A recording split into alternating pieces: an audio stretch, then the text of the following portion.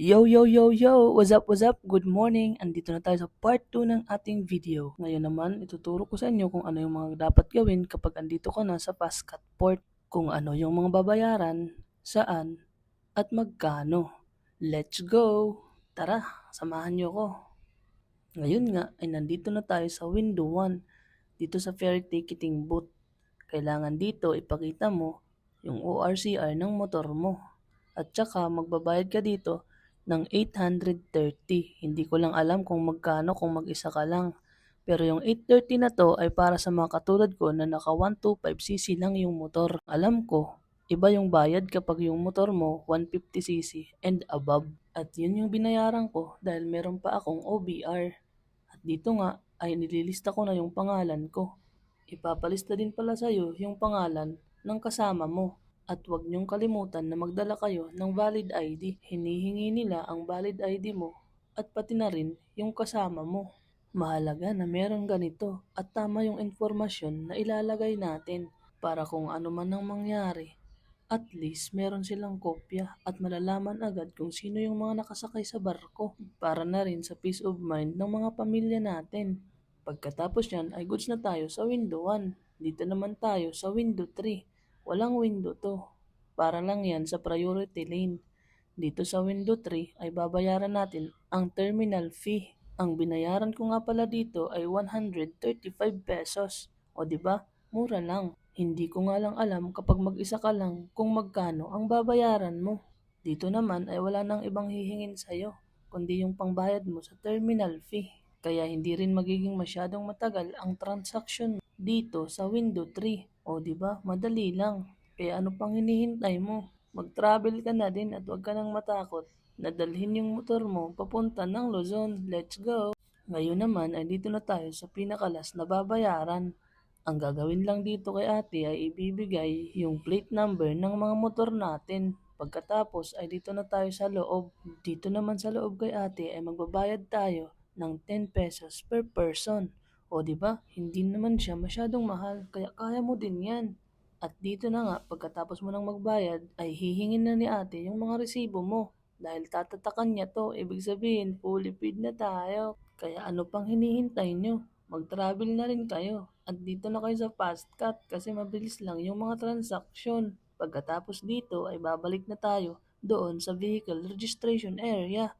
Kasi yun yung sabi sa atin ni Kuya. Kaya Kuya G, kunin mo na yung papel mo. At ngayon, andito na ulit tayo sa vehicle registration area. Ito yung una mong makikita pagdating mo sa pier nila.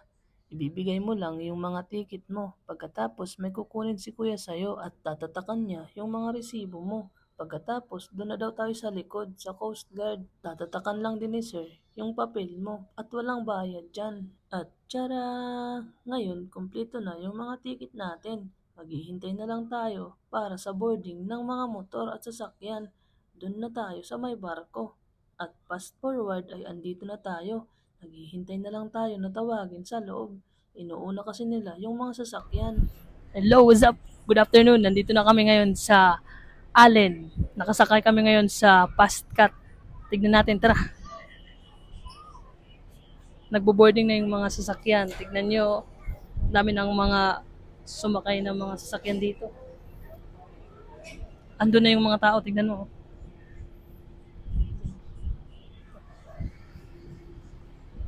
Makikita mo, nagbo-boarding na sila.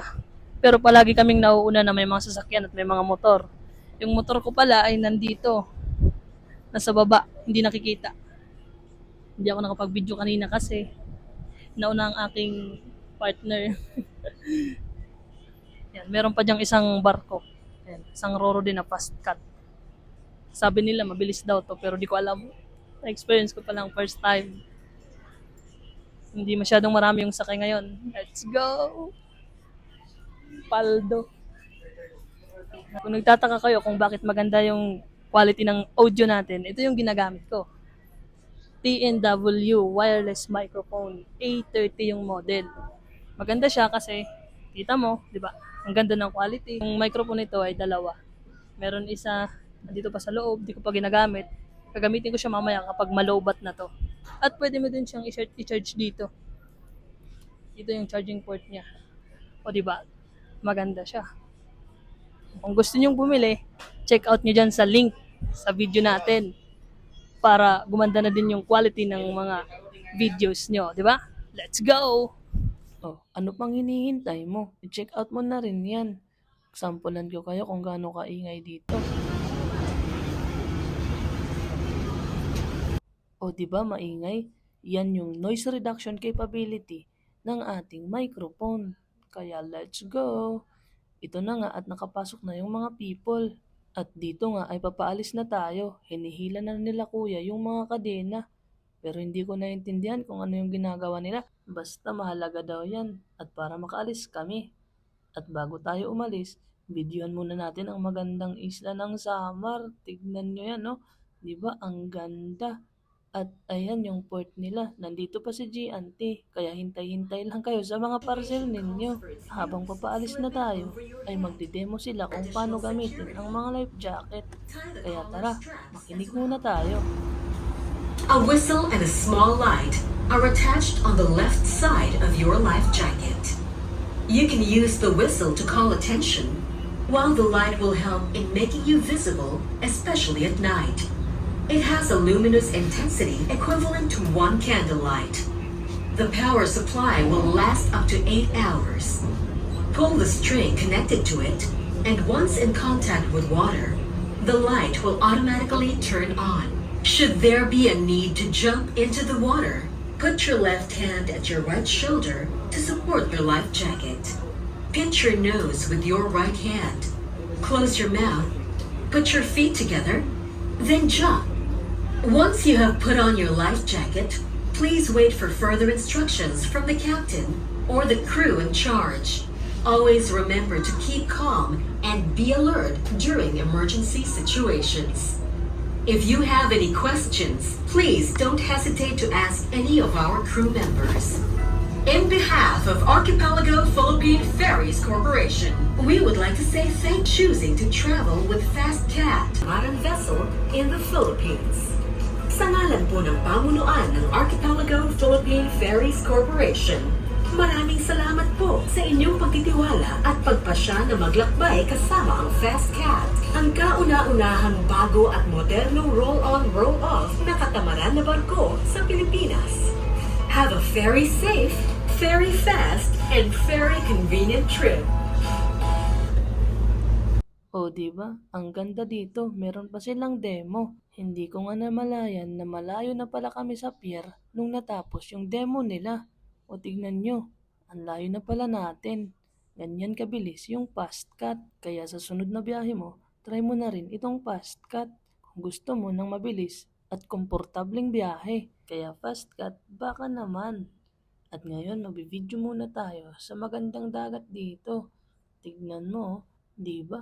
Sobrang blue ng tubig. Parang ang sarap mag-dive, pero baka maiwan tayo. Wag na lang, bro. Baka may mga naghihintay na bating dyan. E di ba tayo? Paldo. Pero tignan natin, meron pa ditong mas magandang view. Ayan, yung OBR natin na si Ate Milan. At dyan nga nakikita natin itong malaking bulkan. Hindi ko nga alam yung pangalan niyan. Kung alam nyo, paki-comment naman dyan sa baba. Let's go!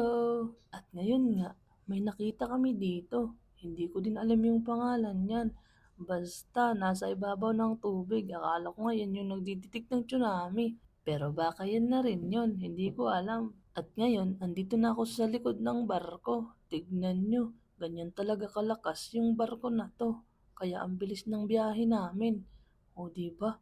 Ayan oh, ganyan kalakas yung bugo ng tubig dahil malakas yung makina ng propeller. At ngayon naman, i-zoom in natin. Ayan oh, di ba? Pag mag-type ka dyan, nako, sigurado makikita mo na si San Pedro. Pero kung ayaw mo, edi dito ka lang sa barko. Huwag kang tatalon kung ayaw mong masira ang buhay mo. Let's go! Kung makikita nyo, palagi tayong may suot na reflectorized vest pag nag-rides tayo. Mahalaga yan para kitang-kita tayo ng mga motorista na nakakasalubong natin at nakakasabay sa daan, lalo sa gabi, para sa dagdag visibility natin. At hindi tayo mabunggo ng mga rider, lalo ng malalaking truck na nakakasabay natin sa daan. Ugaliin nating mag-invest sa mga bagay na para sa safety natin. At ngayon nga ay nakadaong na tayo dito sa Matnog Port. Una nang pinababa ang mga driver. Pero yung mga pasahero ay andun pa sa loob. Pabababain lang sila pagkatapos ng makababa lahat ng mga sasakyan. Para din sa safety nila yan. At ngayon, ito na. At malapit nang umalis ang mga sasakyan. Dito nga ay nagsisialisan na. At dahan-dahan nang bumababa yung malalaking truck at iba pang mga sasakyan. Si Kuya G, nasa na kaya? Baka nawawala at hindi ko makita. Uy, ayun na pala si Kuya G. Nagre-ready na para bumaba. Pero paunahin na muna natin tong malaking truck. Baka maipit tayo. Ayun na si Kuya G. Dahan-dahan siyang bumababa. Iiwanan niya na si Ate Milan. Pero it's a prank. Hihintayin ko lang siya dito sa baba. At ito na nga, patapos na yung video natin. Follow nyo ko para sa part 3. Let's go!